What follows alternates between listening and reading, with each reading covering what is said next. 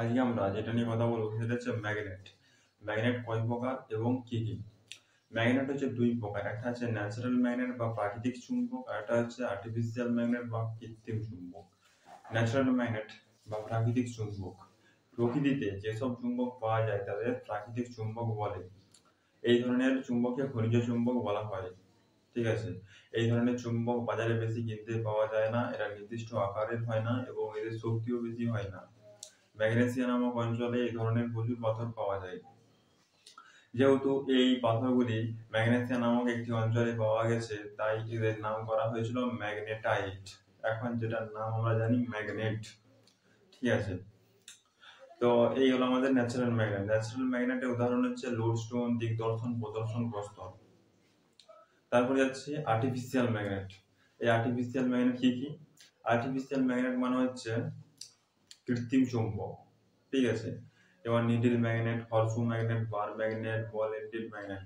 ঠিক আছে, এই আর্টিফিশিয়াল ম্যাগনেট আবার দুই প্রকার, একটা হচ্ছে পার্মানেন্ট ম্যাগনেট এবং আরেকটা হচ্ছে টেম্পোরারি ম্যাগনেট। পার্মানেন্ট ম্যাগনেট যেগুলো মানুষ বানিয়েছে, মানুষ তৈরি করেছে, সেগুলোকে বলা হয় পার্মানেন্ট ম্যাগনেট। ওই যে বললাম, needle magnet, horseshoe magnet, bar magnet, ball ended magnet. তারপরে হচ্ছে টেম্পোরারি ম্যাগনেট অর ইলেকট্রোম্যাগনেট। যেটাকে টেম্পোরারি ম্যাগনেট বলা হচ্ছে সেটাই ইলেকট্রোম্যাগনেট। যেটা ইলেকট্রোম্যাগনেট, ইলেকট্রিসিটি এর মাধ্যমে ম্যাগনেটাইজ করা হয়, আবার যখন ইলেকট্রিসিটি বন্ধ করে দেওয়া হয় তখন সেটা ডিম্যাগনেটাইজ হয়ে যায়, তখন তার ম্যাগনেটাইজ প্রপার্টি তার আর থাকে না।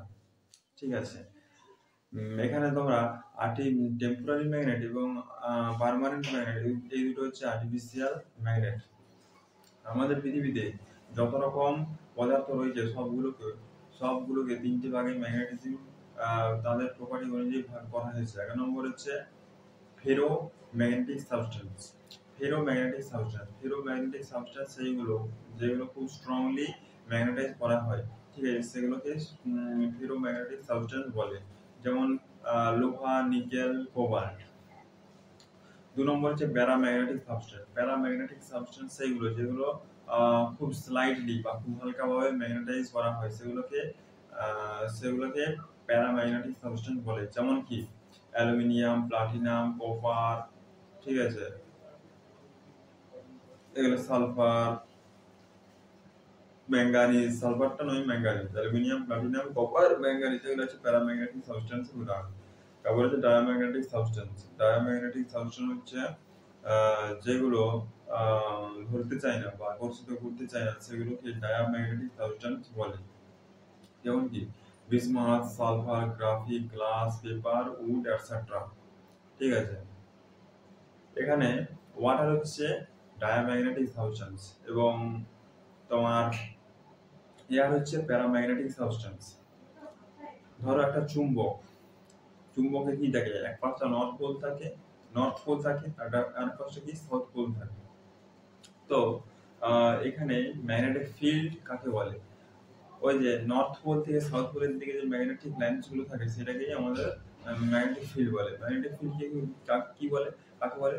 ম্যাগনেটিক ফিল্ড হচ্ছে একটা ম্যাগনেটকে ঘিরে যতটা এরিয়ার মধ্যে তার চুম্বক ধর্মটা থাকে সেটাকে তার ম্যাগনেটিক ফিল্ড বলে, বা যতটা এরিয়া জুড়ে ম্যাগনেটিক লাইনস গুলো থাকে সেটাকে তার ম্যাগনেটিক ফিল্ড বলে।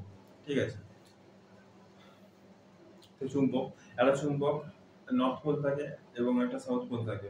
তো যদি তুমি ভাবো যে চুম্বকটা যদি মধ্যে মধ্যে আমি ভেঙে দিই, তাহলে একটা নর্থ পোল আলাদা হয়ে যাবে, একটা সাউথ পোল আলাদা হয়ে যাবে। কখনোই হবে নি, তুমি যেটা ভেঙে রাখবে সেটার মধ্যে আবার নর্থ পোল সাউথ পোল হয়ে যাবে, এটা হবে। এটা তোমরা দেখবে যে মোটরে থাকে ইলেকট্রোম্যাগনেট। ঠিক আছে, ইলেকট্রোম্যাগনেট ওখানে কি করা হয়, কারেন্টের সাহায্যে ম্যাগনেটাইজ করা হয়। ঠিক আছে, ওই ওই যে চুম্বক আছে, ঠিক আছে, ওটা ইলেকট্রোম্যাগনেট, যখনই কারেন্ট দেওয়া হয় তখনই ওটা ম্যাগনেটাইজ হয়, দিয়ে ডিম্যাগনেটাইজ হয়ে যায়। কারেন্ট দিলেই মোটরটা ঘুরে, হয়তো ঘুরবে না। ঠিক আছে, তো এটা হচ্ছে আমাদের ইলেকট্রোম্যাগনেট। ঠিক আছে, মোটরের ব্যাপার আমাদের প্রচুর দেখতে পাওয়া যায়। ঠিক আছে, এখন টোটোই আছে, চারিদিকে আমাদের মোটরের ব্যবস্থা করা হয়েছে। ঠিক আছে, তাহলে বুঝে নিতে হবে।